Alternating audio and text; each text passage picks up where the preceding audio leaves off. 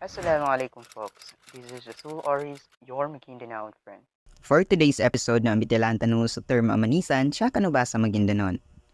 Marahil ay tuwang-tuwa ang mga kababaihan tuwing tawagin silang manisan o purihin sila sa kanilang taglay na kanisanan o kagandahan. Samantalang ganun naman ang pagtaas ng kilay ng nakararami kung gagamitin ang katagang ito para sa mga kalalakihan. Ang tanong, ang salitang manisan, pang-uring pambabae nga lang ba? Ang salitang manisan ay salitang Maguindanon na tumutukoy sa kaaya-ayang pisikal na katangian ng isang tao. Maganda, marikit, gwapo at makisig sa wikang Filipino o beautiful, handsome and good-looking naman sa wikang Ingles. Ang katagang manisan ay nagmula sa salitang ugat na manis na ang ibig sabihin ay magandang katangian. Halimbawa, nga ni manis na rin niya ng kasarakanin na ang ibig sabihin ay ano ang magandang katangian ang nagustuhan mo sa kanya. Ang salitang ugat na manis ay nilapian ng hulaping-an kaya nabuo ang salitang manisan.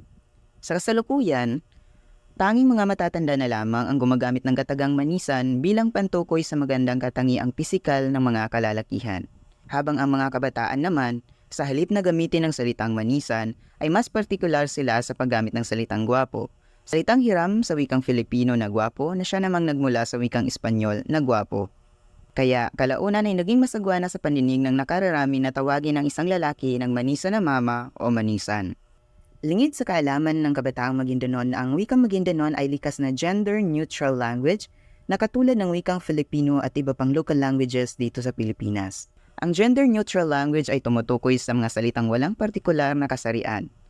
Ang halimbawa nito sa wikang Maguindanon ay ang kaka o nakatatandang kapatid, wata o bata, Lucas o matanda, lola o lolo, at marami pang iba.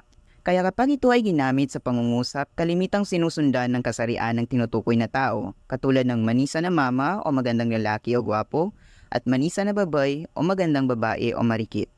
Maaari rin namang direktang gamitin ang term na manisan dahil ito ay applicable sa parehong babae at lalaki.